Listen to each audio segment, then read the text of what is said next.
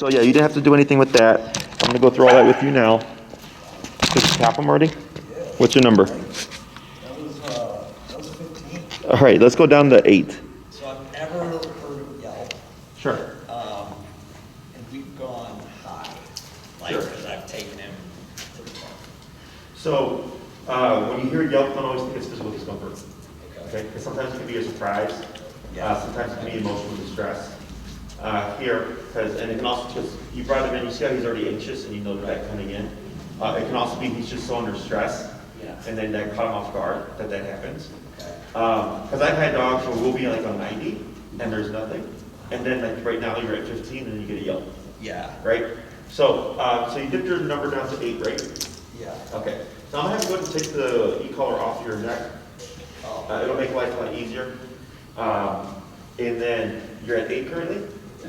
All right, so what we're gonna work on is so we have the connection, perception, and the working level. We're gonna find that working level, okay? So you're at 8, and I'm gonna have you go into the tap, pull him a little bit away from that scratch there. There you go, and tap. Stand still, tap, tap, tap. Right, so you see how he's twitching? Right. But he's not really caring about it, right? Right. Go ahead and go to 10. And if you land 9, 11, or 12, whatever, general range, tap, tap, tap. Right, so you see how he still doesn't care about it? Let's go ahead and go to that 12. Tap, tap, tap. So there's a little bit of something here. Let's go 14. This is 14. Let's go to 16. Tap. Right, you see how that was instant? Right, so earlier you tapped him on 15, right? Right. And what happened? No. And then you're on 16. This is And 18 actually. 18, and nothing, right, tap? So you see how he immediately moves to you? Yes. So that's the working level. 8 to 12, we didn't see anything. He just would twitch and then didn't care. 12 to the 16 range, he felt it, but it took a few taps before he did anything. You're at 18 now. You're at 18 now, and it's pretty instantaneous. He feels that tap, and then he moves closer to you, right? Yeah. That's what we would label the working number, okay? So that's like what I've been finding too, is between like 15 and 20. Mm-hmm. If we're, we're in a pretty, it's not that distracting. Mhm. If I'm just walking around with him, Mhm. then this seems to be like the kind of range that he'll pay attention. Sure, and that working number is going to change according to the context. So I always tell, hey, I tell everybody, don't get married to a number. Right. Okay, because that number is going to change according to what's going on, chasing the ball, other dogs running around, empty environment, so on and so forth. And what dictates that working number is just his response. Okay. Questions so far? No. Okay. So I train traditionally on the left. If you're right-handed, it's easier on the left. Do you have a preference? No, he's been trained on the left. Okay, cool. So what we're going to do here is this exercise is very simple. Okay, I'm going to coach you through it. I'm going to explain to you how it works, or I'm going to show you how it works. So, Lucky, right? Yeah. So when we're walking with Lucky, he's probably going to forehead, right? And the length of leash you have there looks pretty good, nice and slack. Plenty of leash for him to make a mistake. Is that when Lucky gets ahead of you, I'm going to say turn. When I say turn, you're going to immediately turn to your immediate right. Going the other way, so you're going 180, okay? Lucky's going to pass you, you're going to turn, he's going to pass, turn, pass, turn. We're going to keep repeating that, okay? As you're turning, I'm also going to say the word tap, okay? So it's going to be he passes, turn, tap, tap, tap, good. He passes, turn, tap, tap, tap, good. We're going to keep repeating that process, okay? Always turning to the immediate right, 180 to the opposite direction. He may also go to your right side. If he pulls to your right, you're going to lightly pull to the left as you move forward and tap, as I tell you, until he flushes to your left side, and then we're going to relax and ease the pressure. When you're doing this, you're going to keep your movement as you're pulling to the left if he happens to go to the wrong side, because if you stop, it's going to make things a lot harder, okay? If he gets in front of me, you're going to tell me to turn, right? Correct. Always to the immediate right. So I guess my question with this is, are we teaching him more about the collar, or, because when I, and this is where I've always kind of struggled with like heel. Mhm. So I taught him heel on the prong, right? Mhm. But I would tell him heel. Mhm. And so we're not using any command here. Correct. So are we teaching him that when he gets zapped, he needs to be over here, or? So it's what I call a correct and redirect. Okay, so most people teach heel by restraining the dog Yeah. or correcting the dog when they forge, and they'll say no when they pull, and then they'll say heel when they're at their side, right? That's too complicated for a dog to pick up on. Okay, what I do is I go, you want to go that way? Sure, but I'm going to go this way. And I have this thing that's going to annoy you. And then when you follow me, it goes away. So what he ends up learning is it gives him something to attach to. So that's why it's the correct and redirect. It's don't go that way, I'm going this way. Okay? And I don't say heel because he doesn't know what heel means. Okay? What we're doing for the first week is I don't use any words. I just use the remote because it forces the owner to have to use the remote. When I used to use the word heel on the first class, what I noticed was people. Heel, and then they wouldn't do it. Yes, they wouldn't use a remote. So by removing that word, you're forced to have to use a remote. Okay? So, other questions? No, I'm sure I'll have more, but we could just start tapping away. Sure. So what you're going to do here is going to turn to your immediate right. So you're walking towards that white wall. Tap. Good. And then relax. Keep forward. Go ahead and turn. Tap. Good. Give him a little bit more slack. Good. And relax your arm. Good. Turn. Tap. Tap. Good.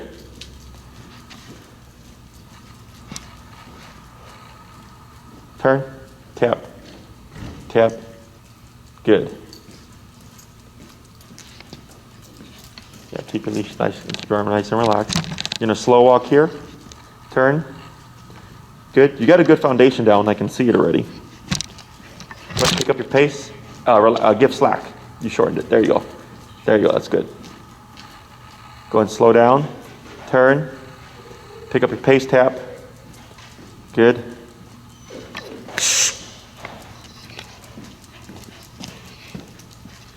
Good. Slow. Turn. Good. Go to pick up your pace.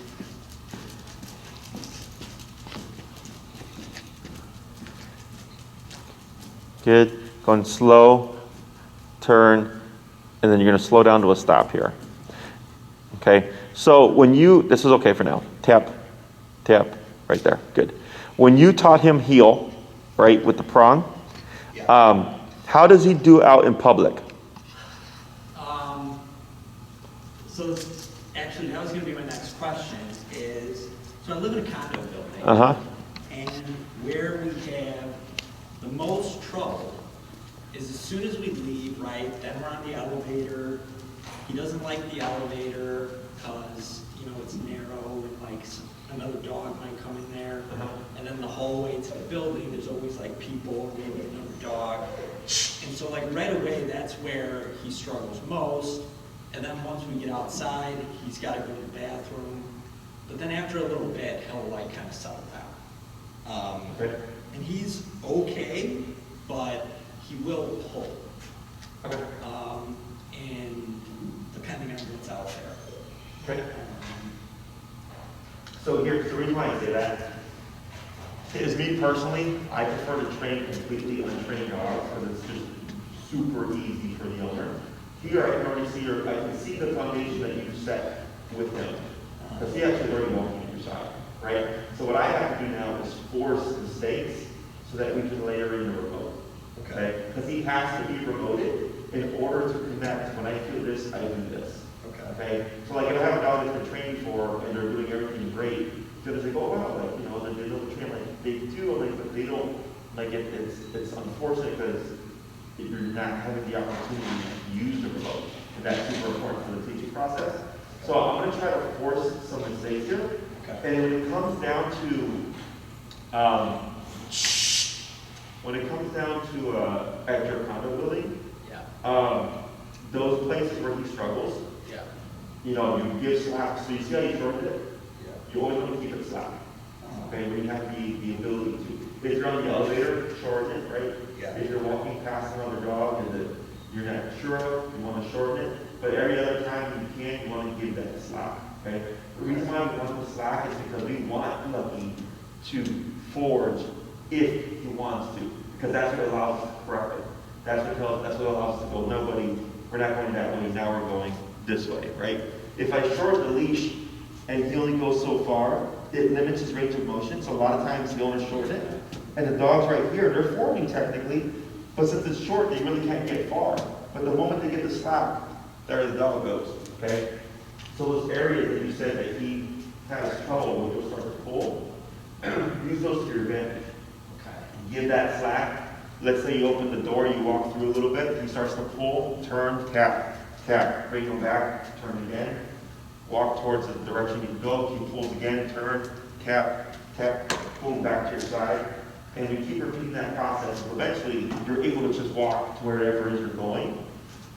Expect in the beginning to be turning a lot, okay? But each day you practice, it should become less and less.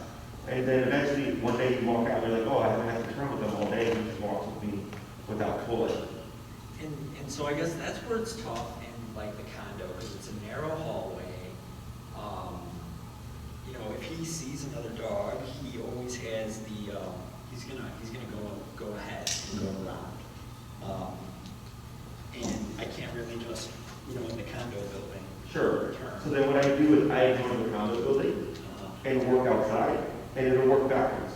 Okay. Okay, so you'll do all your homework outside, you'll ignore the bad behaviors inside, and then what you'll start to see is it'll start to transition into the condo building where you'll be walking on Lucky, and he's not pulling you. Does that make sense? Yeah. Yeah, it'll work backwards. If it doesn't work backwards, then you just have to do a couple of corrections, so you've done already a baseline of work, then it should be a quick fix, and he just starts walking at your side, no issues. And the other thing is, in like the elevator, if he's like sitting like this, right, and a dog's kind of like approaching him, he'll probably growl. Okay. So in like that scenario, me personally, I'm not gonna tap him for that, because like this is his space, right? Mm-hmm. And so I'm letting him kind of communicate like, hey, this is my space, I'm getting closer. Is that the right thing to do? How close to the dog? So they would like, yeah, so it's a small elevator, so they would start like encroaching, and then probably when they get to here, you know, he's growling. Sure. So, okay, so you're in the elevator, the person comes in with their dog, and their dog's like not under that much control. Right. Influence towards them, right? So, you can let him growl, like I know where you're coming from, right? Yeah. But then you have to think about, if he thinks to himself, I can growl, what if the dog goes too much? Then he decides, well, you need to listen to the growl, so now I'm going to escalate. Right. Okay, so then you risk a potential fight or a warning, right, whatever, right? Right. Now, in my book, I would, yeah, the dog's getting in space. Problem is, you have a dog that belongs to another person, and then that creates a whole dynamic there, okay? So me personally, I would do two things. One, I would correct him for the growling, but two, I would step in and address that dog. Did he get water, Bree? Yeah. Okay. I would address that dog for him, Okay. right? So that means, hey, could you short release? Yeah. So, Hey, did you bring your dog in? so most of the time, I just, you know. Fine, and that's fine too. You know, but if you body block and the dog is still coming in, Yeah, he he's sees gonna- it as like you're not doing anything. Okay. Okay? In his world, it's when we're addressing something, there's gonna be a change. Okay, that's what he's looking for. If I growl and the dog backs off, yes, that's what I was looking for. Right? So if I step in a body block, the dog keeps trying to creep around, to him, it's like I'm not doing anything anyway. Okay. Okay? So I don't care what you do, okay? Because that's like a personal preference.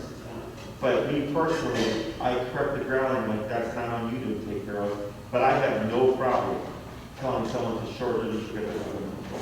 Yeah. So I guess my concern and why I don't correct it is because I've heard that. No, that's incorrect. Then you take away the warning, whatever. Yeah. Yeah, I do it all the time. Okay? Because what will happen is you're going to teach avoidance. Because dogs are corresponding to fight avoidance vision. Okay? And think of the growling as a fight response. Even though it's not attacking, it's in the category of confrontation, right? Is when I remove that response, I say, look, that's not the response you wanted to do, choose a better one, right? So if a dog starts encroaching into space, instead of growling, we'll turn around, ignore the dog. So I'm just saying, I'm not saying that you can address the issue, because they're technically both addressing the issue, but one is avoidance, whereas one is confrontation. Okay?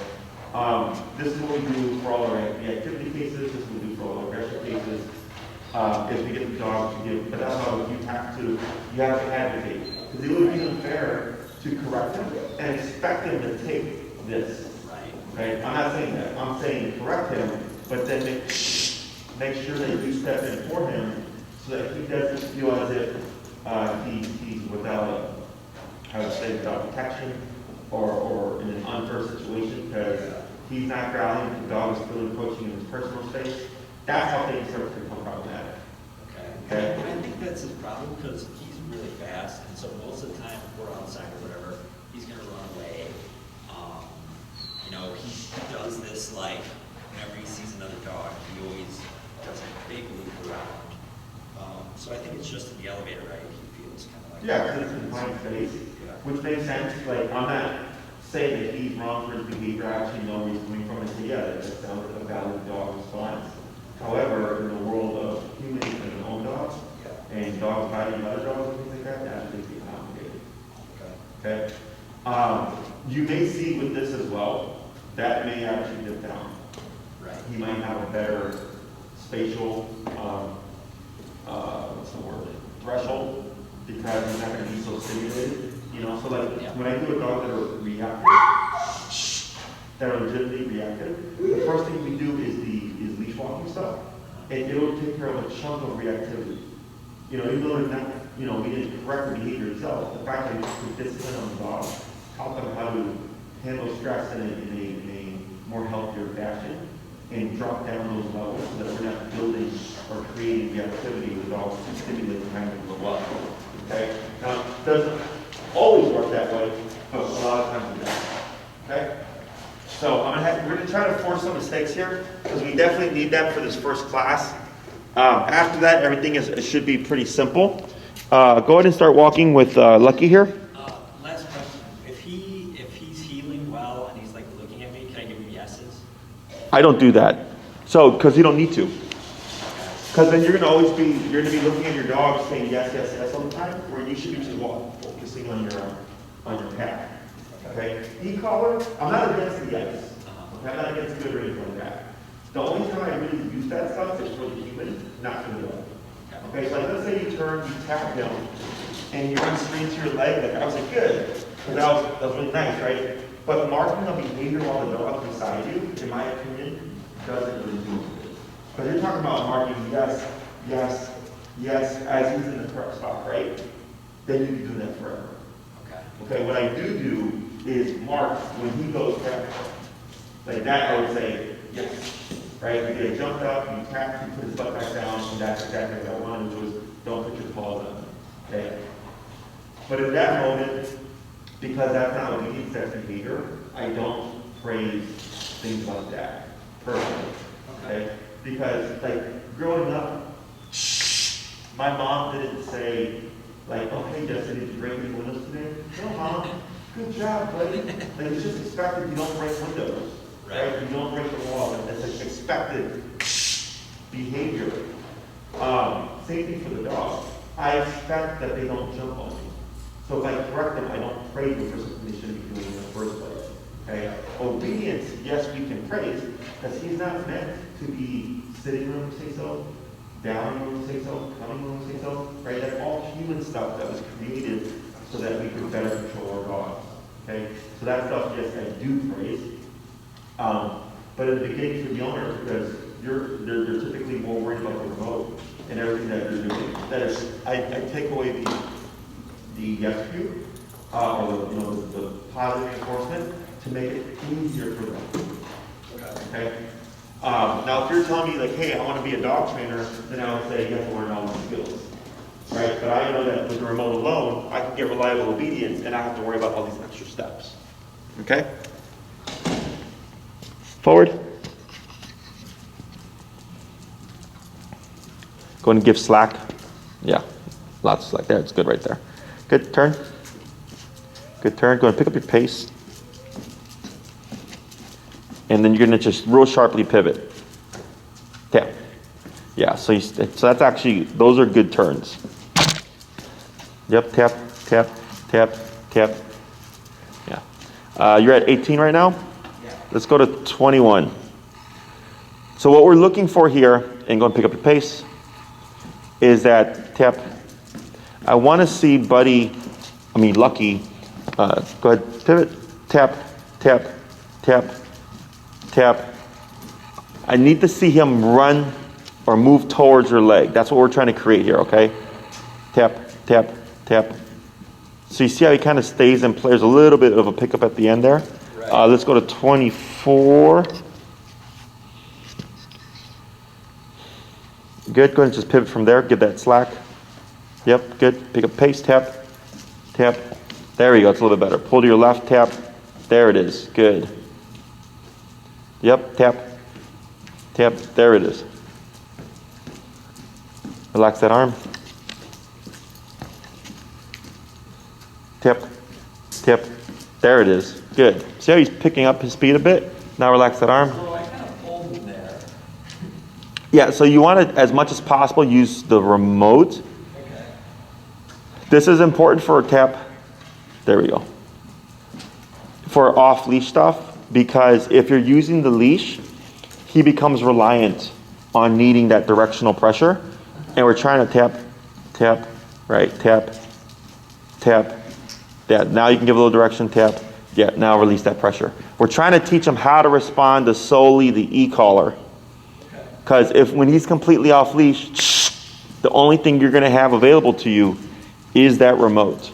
And so the other thing is, I'm teaching you how to become less reliant on that leash and more reliant on the collar.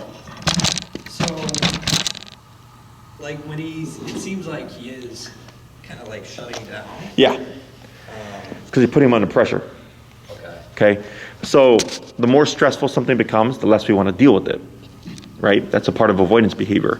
And this is something that a lot of trainers try to work around, and I don't.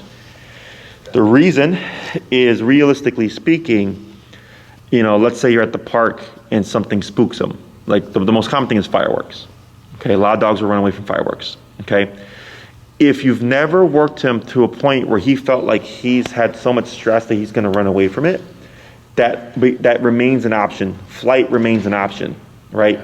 But if I force him through flight and I make him comply and he says, okay, I really don't want to deal with this, I want to shut down or I want to run away from it, but I can't, if you should find yourself in a situation where he's off leash, you're at the park and that happens, or someone blows up a firework and it spooks him, I'm not worried about, am I going to be able to make him come back? Because I've already made him comply in the state of panic or fear, shutdown or nervousness. And I've had plenty of stories throughout the years, where something like that happened, and the owner's like, yeah, no, the dog came back, like no questions asked, not through obedience, but because of the remote. Okay, so if you work around the shutdown, it's technically always an option. And I'm trying to teach him shutdown is not an option, but then when he progresses past shutdown, he learns like, oh crap, it's actually not even that bad.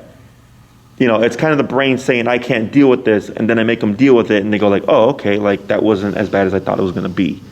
So I consider myself like a personal trainer for dogs. Have you ever worked with a personal trainer before? At a gym? Maybe, probably not. So I did a few years ago, and let's say I did 8 reps, and he says, you're going to do 4 more. I'm like, I can't, I'm tired. He's like, no, you're going to do 4 more. Right. And he pushed me to do those 4 extra reps that my brain said I couldn't do, right? Yeah. So it's the same thing for dogs, except for dogs, it's through pressure.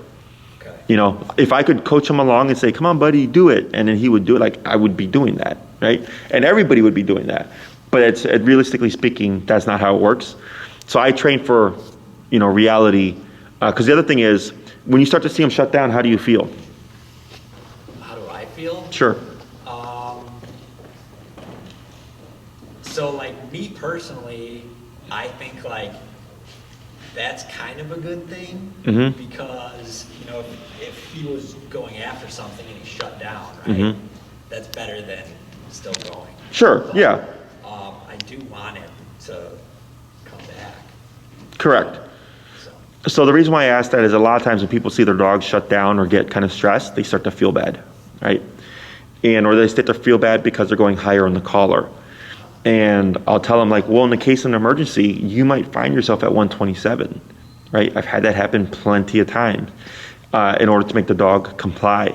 And in that moment, it's not only you're panicking about the situation, but you're also emotionally under distress because of where you are within the range of the e-collar. So we're kind of working on stuff that I know would potentially be a problem if that ever happened. So by working through it here in a very controlled, simple context, it preps the handler for a realistic scenario, again, should something happen. Because it's not just the dog. It's not just getting him to come back. It's you thinking in a state of emotional distress and panic and utilizing that tool and going to 127 without hesitation if needed to make the dog return. Okay? So a lot of things that people don't think about, but that has come up several times in my career. So I've learned to just make it a part of the program, because the last thing I want is someone to come back and say, hey, my dog ran away, and I couldn't get them to come back. so when he starts shutting down, I shouldn't pull him at all? I should just wait I should keep tapping until he comes? You keep the pressure on. If anything, I might bump it, and I would tell you when to do that, okay?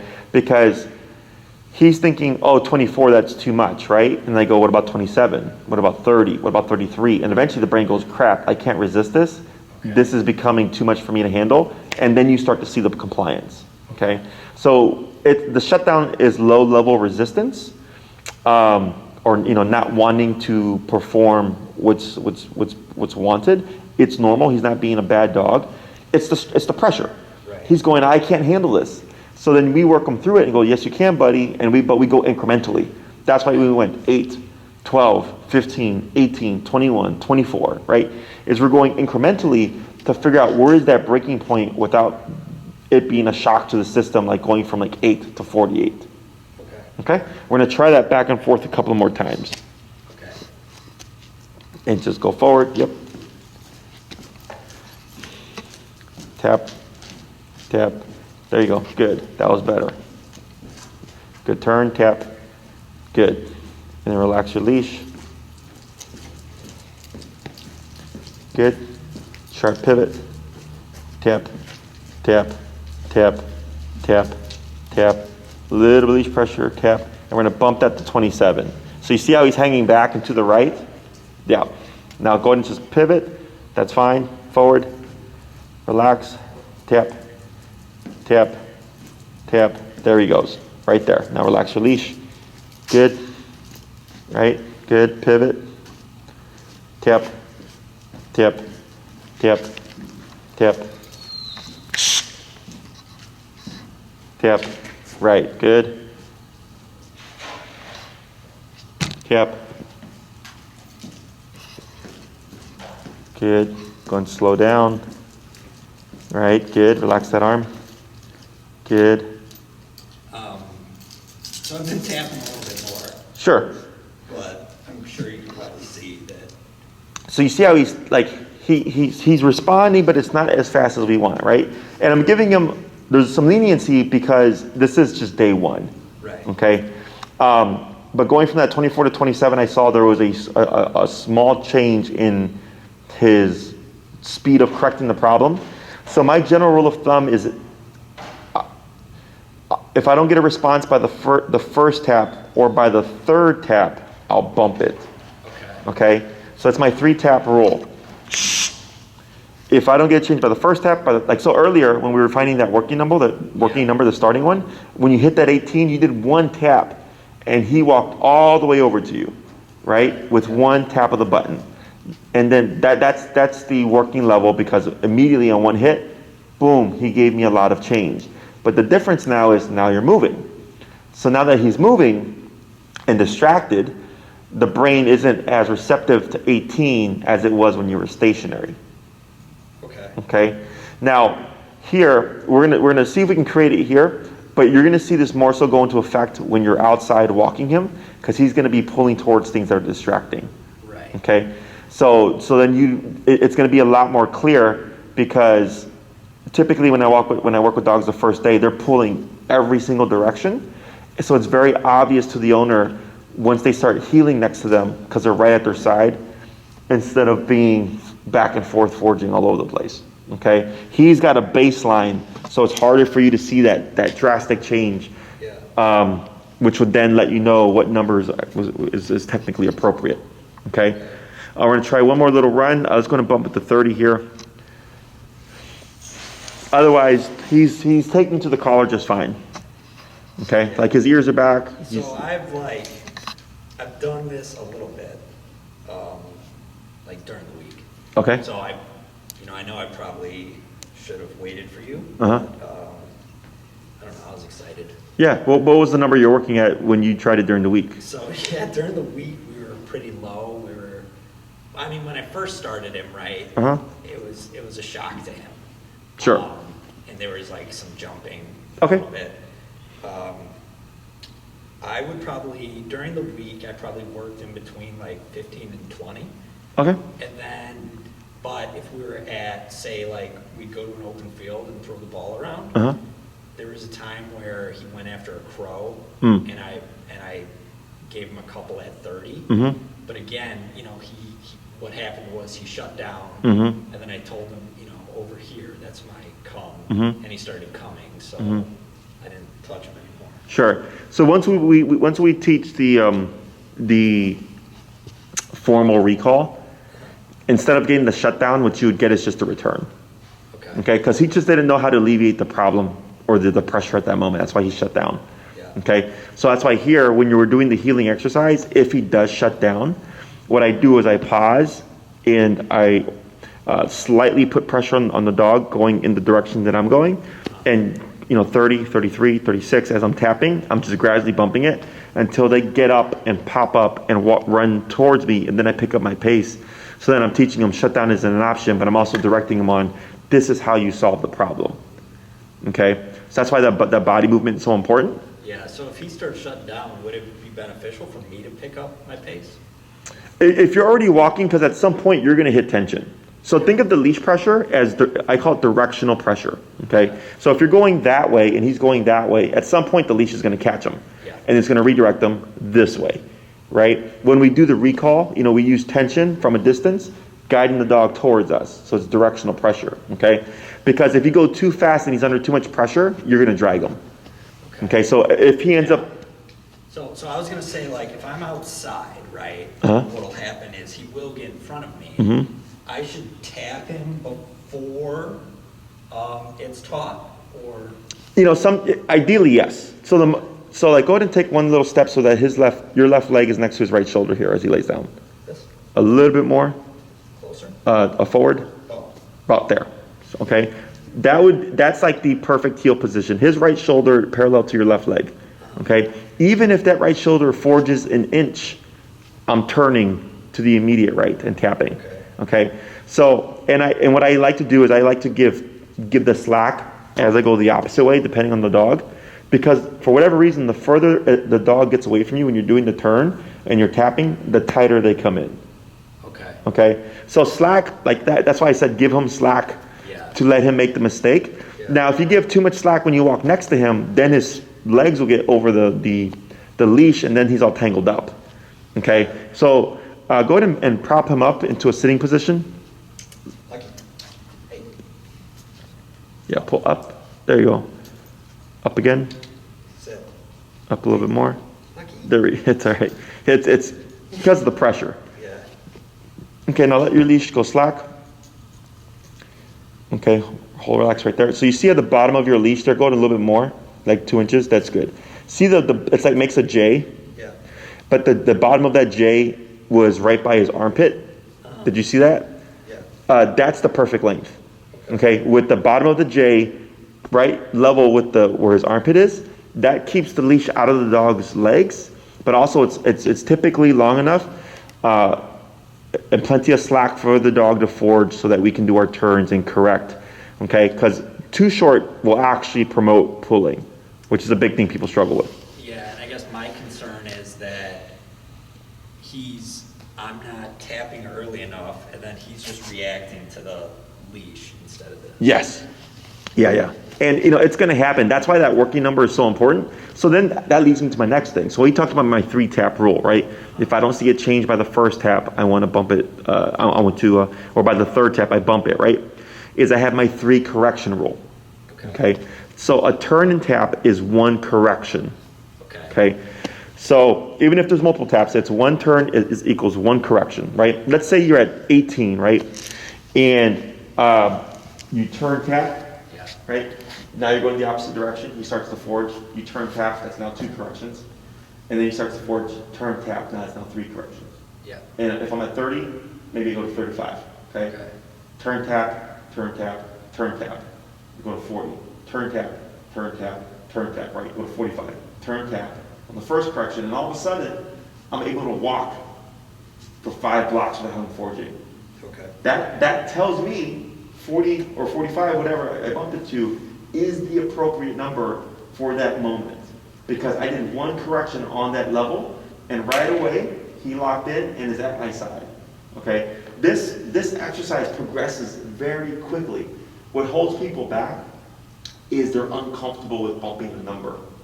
Okay? So once you get a feel for Lucky's temperament, so I had you go in bumps of like 3, right? And I think you're doing like 3 to 5, which is fine.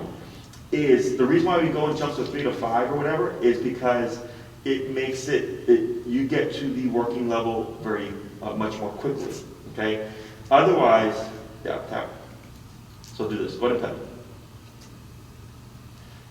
If you're gonna pet him, because you're telling him don't jump, is I just pet him, right? Okay. He jumps and then I correct him.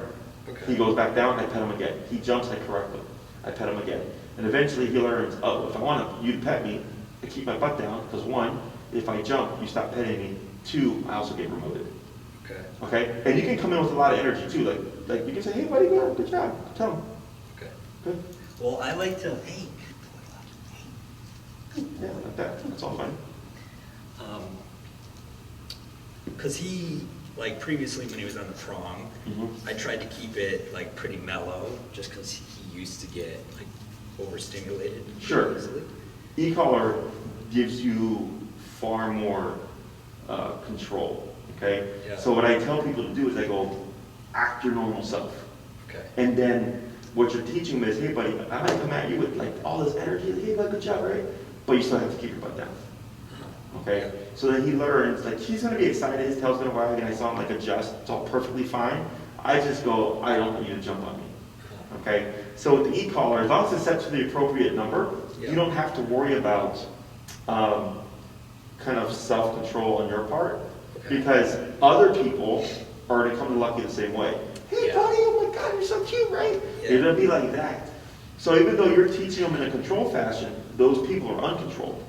So by coming towards him in that same energy, and then correcting him for responding, you're prepping him, you're better prepping him for when a stranger comes up with that kind of energy. Because he's like, well, if dad comes at me with this and I get corrected. He doesn't like that energy from strangers. Sure, yeah. And if that's the case, I personally don't let them touch my dog, but. Well, he'll bark, but it's just funny because he's pretty loud, so. Sure. He'll scare people.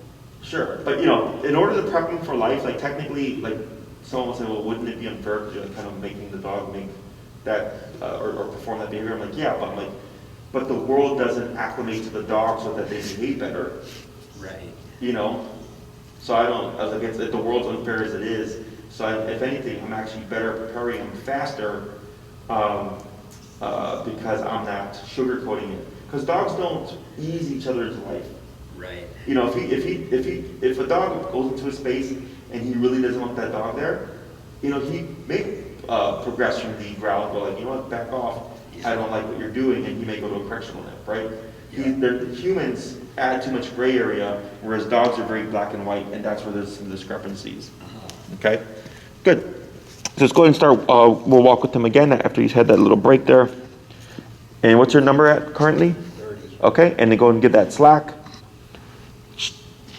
And then you're going to just pivot to the immediate right. Tap, tap. There we go. That's better. Good. Keep your arm relaxed.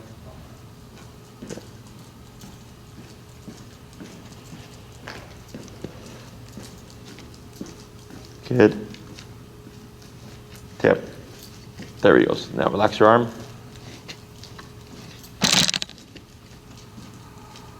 Good. Now go and slow down here. Tap. Good. And stop. Good. You can praise that. That's good. Attaboy. Okay, so go ahead and take 3 steps. 3 steps? Correct. Forward? Yes.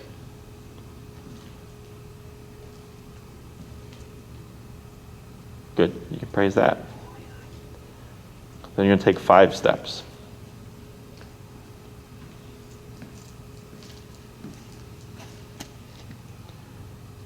Good. And you're going to take 1 big step. Good. Like that. Now here, technically, He's a little in front. yes. So you did 1 big step, right? Now, I saw him coming to a stop, but where you had your leash cut, how he had it short, I don't know if you felt it. There's like a little bit of a pop when he came to that stop because he was going forward, and the only reason he really stopped was because he got caught on that leash. Okay? So here, if you can get a really good eye, and you see him slowing down, and I can see it where he's going to pass, I immediately pivot still. Okay. Okay? So Let's try that again. sure. Big step. So go ahead and actually walk down, normal pace or whatever, do your pivot, and then come to a stop, and then try those smaller leg movements. Okay. And so earlier I was kind of tapping it myself, but now I'm actually paying attention to you, so. Okay. You're fine. I was trying to pay attention, but You're right. I was just going to have it. Tap. Tap. Yeah, and ease that leash. Tap, tap, tap. There he goes. There he goes. Better. Tap, tap. Yeah. There you go. That was good. So your left arm is gonna be a problem for you, because you're really used to using it. Yeah. So like when you came to that stop, your arm was like all the way back here, right? And you want to keep it at your side, just like here by your pocket. If you have a pocket, maybe put your thumb in your pocket to help keep it in place or something like that. Because what's going to happen is you're going to gradually untrain him, because leash pressure, dogs tend to go opposite to it. So if you pull back, they want to pull forward. You pull left, they want to pull right. Now, we are using leash pressure for direction, but the difference is we're applying it with remote. So when he pulls to the right and I say pull to the left, technically the dog would pull more to the right, but you're also tapping at the same time. So he's learning, when I feel pressure going to the left, I don't go against it, I'm actually supposed to go with it. Because when I go with it, the tapping and the leash pressure goes away. Okay? Try the leg movements now. Yeah, so it's just like a few steps, and then if he gets in front of me, I immediately turn. Yeah, so when you come to that stop, keeping that arm relaxed, right, is if you feel like he's going to pass you, you immediately just 180 to the opposite direction and start tapping. That's fine.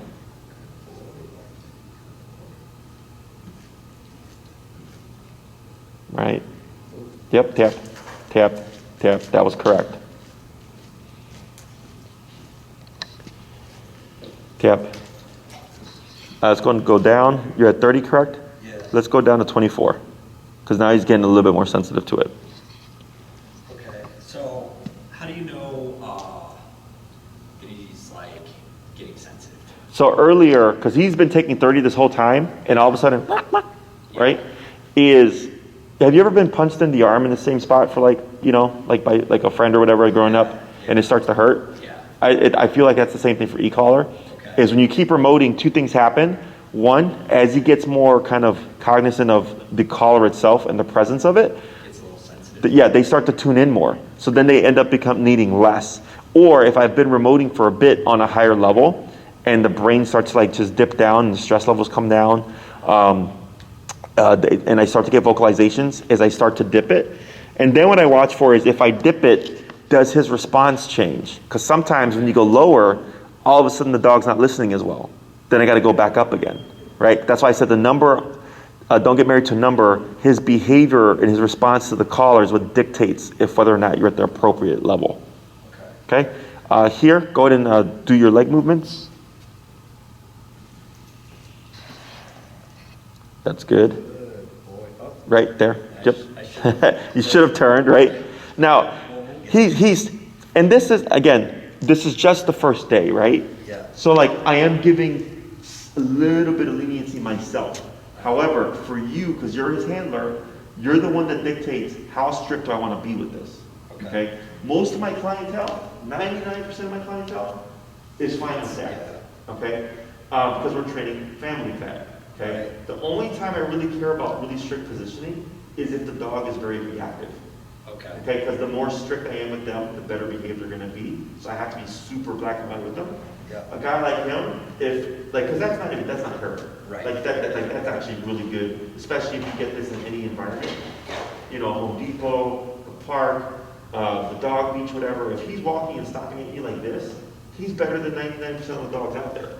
Right? So, but you are his handler, and the more strict you are with him, technically for him, it's much more clear. Okay? But that's personal preference. For me, for the average family pet, that's really good. And that's where we have trouble, like just me personally with heel, is most of our walks are because I know he's going to have to go to the bathroom, right? Oh, right. So like, at what point do I keep him here or allow him to go to the bathroom? So I use the word break.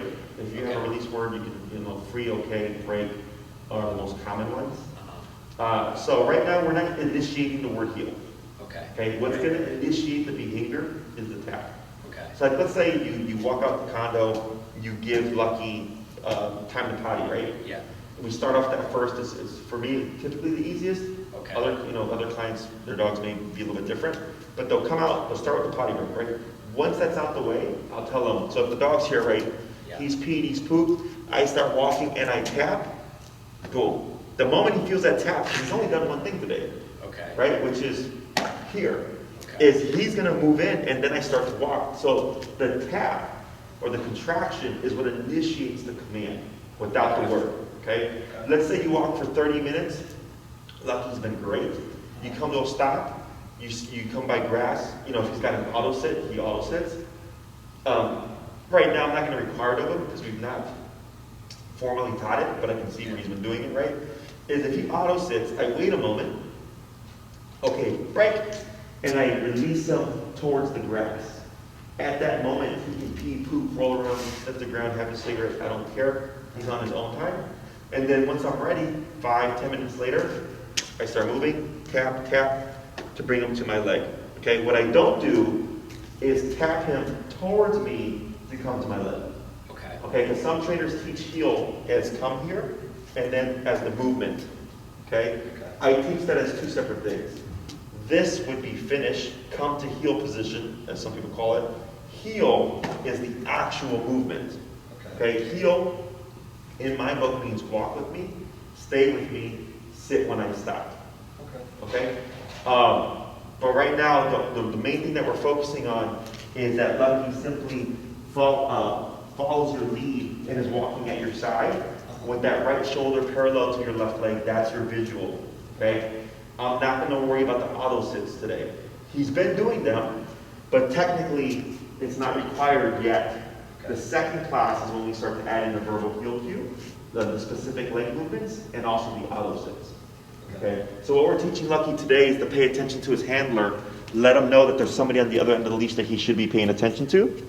Next week, it's going to be more so working on you and how you can use your body language to communicate to Lucky when you're turning left and when you're turning right and when you're pivoting, so on and so forth, so that he's able to follow your lead. Okay? Whenever you're ready, forward.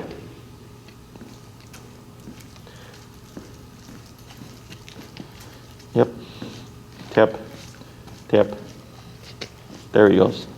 Use that, relax that arm. And gives that slack. Tap forward. Tap forward. Tap. Tap. Tap. There he goes. See how he kind of perked up a little bit? Yeah. Okay, so that's the good turn. So like right Turn. now, Tap. tap. There he goes. Yeah, now take up a little bit of slack here. That's good right there. Okay. So now he's lagging a bit. This is okay. You're going to go ahead and do a pivot here. Don't worry about the taps yet. Yep, go and pivot, tap, tap, tap, tap, tap, tap. A little bit of pressure, tap, tap. Good. Forward, tap. And let's go to, there he goes. There's the perk. There we go. Good. Good. Good. Forward, tap, tap. Good. See how he sped up there? Good. Attaboy. Relax your arm. Turn. Tap. Tap. Tap. There we go. He's coming. Attaboy. Good. So once he completes it, that's actually when I'm praising. Okay? And can you see how he's perking up a bit? Yeah. Tap. There you go. Good. Because now he's starting to put 2 and 2 together. Keep that leash slack. Okay? Because you got habits. Tap up forward. Good. Go to slow turn. There you go. Good turn. Tap. There you go. Good. Now he runs up to your leg. Attaboy. Good. Keep that leash slack. Keep your leash slack. There you go. Good. Now turn. Good. Tap. There you go. Now he picks up a speed. Attaboy. Good. Shh.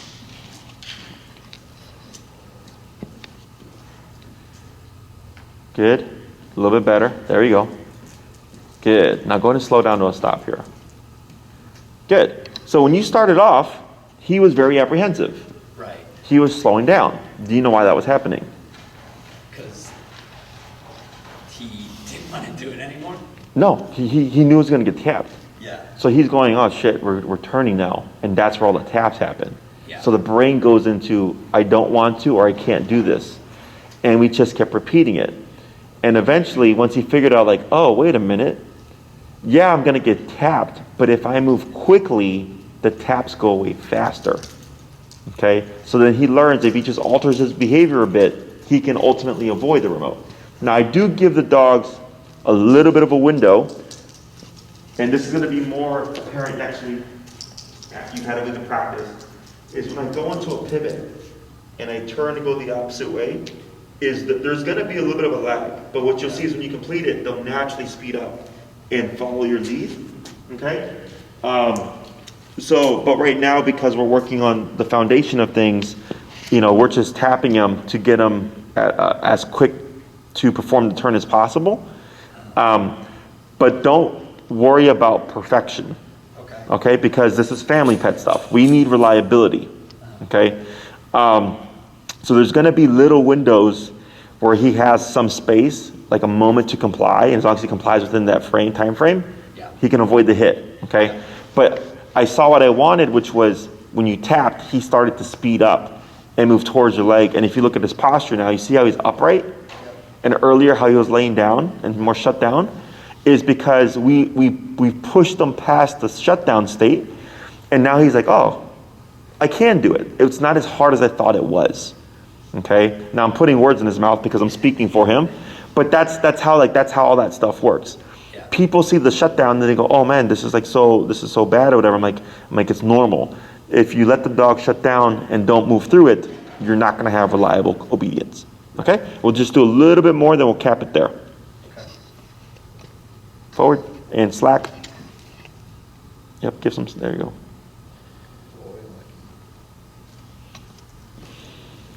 So should I be tapping him? Tap, yep. Get him to speed up. There he goes. Attaboy. Good turn. Tap. Tap. There he goes. See how he runs up now? Good. Attaboy. Good. See that turn was a lot quicker? Yeah, that's it. That's what I'm talking about.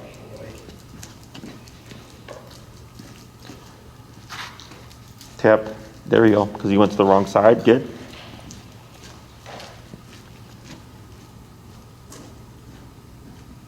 Tap, tap, tap. There he goes. Attaboy.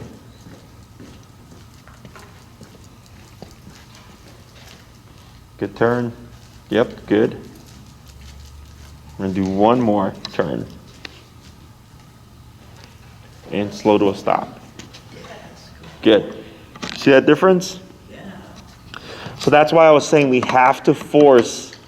Tap. It's okay. So then go ahead and correct them. What's that? Sorry. No, it's good. Go ahead and correct them. Tap. Tap.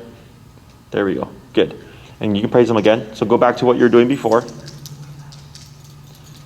That's why earlier I was like, we have to force mistakes. Yeah. In order for him, this isn't like a try to work around the problem.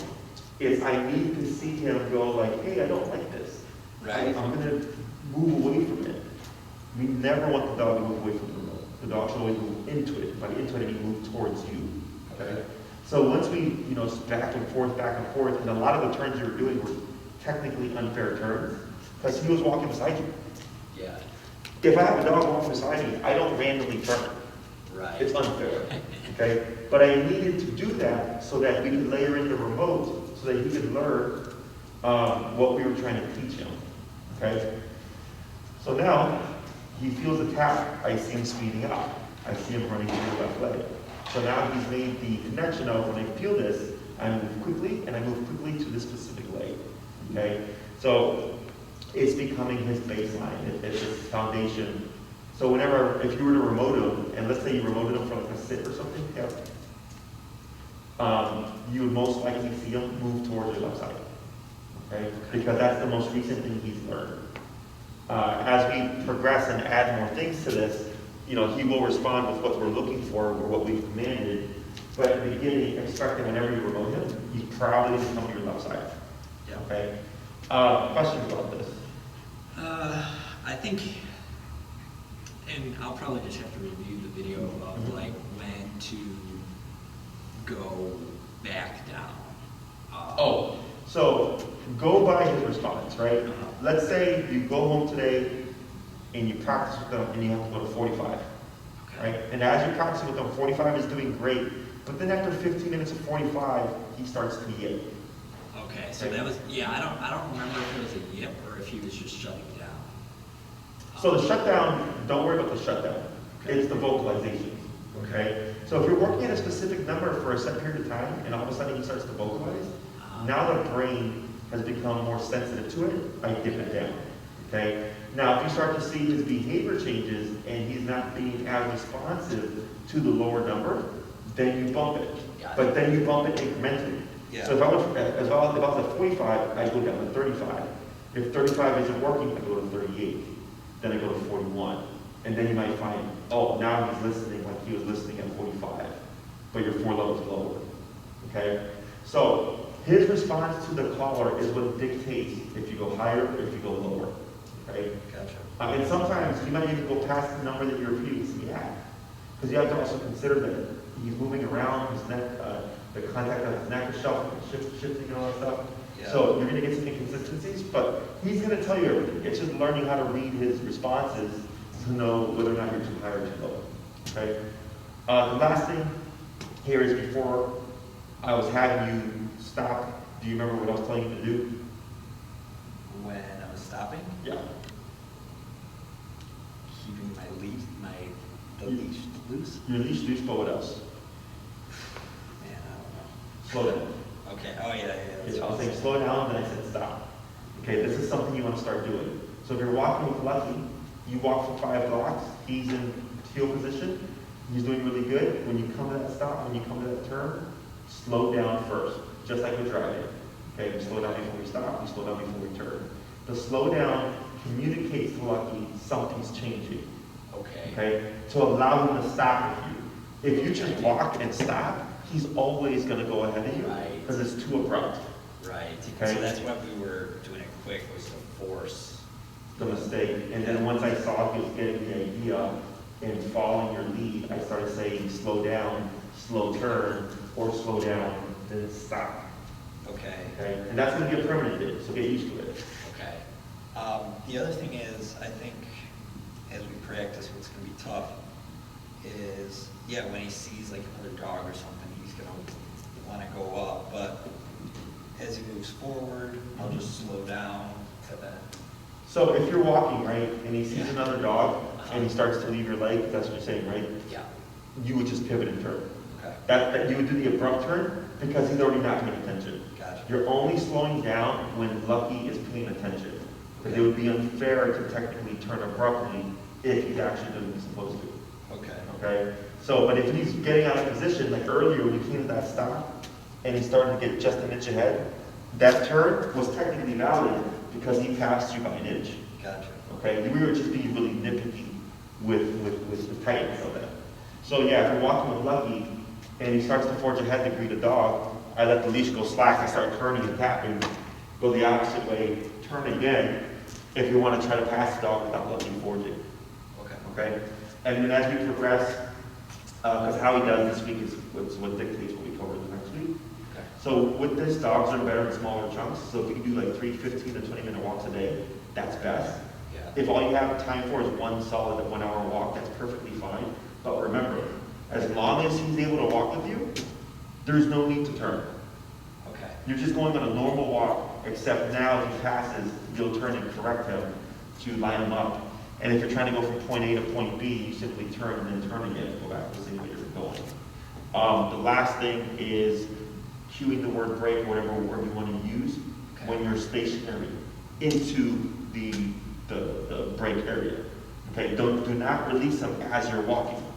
Because what's going to happen is you're going to start walking past grass. And he's He's going to assume. So I always come to a stop first, wait a moment, break, and then I release the dog. And I randomize that period I have them wait, because they will learn a 3-second time frame, or a 5-second time frame, or a 1-second time frame. And then you'll start to see them prematurely break after that time's passed. Okay, so this was going to be interesting because when we do stairs, I tell him to wait at the top because he always wants to go forward on the stairs. Mm-hmm. And then I eventually tell him, like, go ahead because, I don't know, maybe you can, but I just figured I wouldn't heel all the way down the stairs. You can, it's just wasn't that, it's its own exercise. But you would handle it the same way, where you would try to go down, right? And like if I know the dog's really bad up the stairs and they go down a step, I give them the slack so they go down a bunch of them and they turn, tap, tap. So I'm really not even leaving 2 stairs. Okay. Okay? So, because obviously once you're in the middle, it's difficult to just turn and go the other way. But it's the same thing. It's the same means of correction, except I allow the dog to make a bigger mistake so I can get a solid correction without having to go down almost the stairs myself. Okay. Okay? So for this week, your homework is simply to practice this simple exercise. Doesn't seem like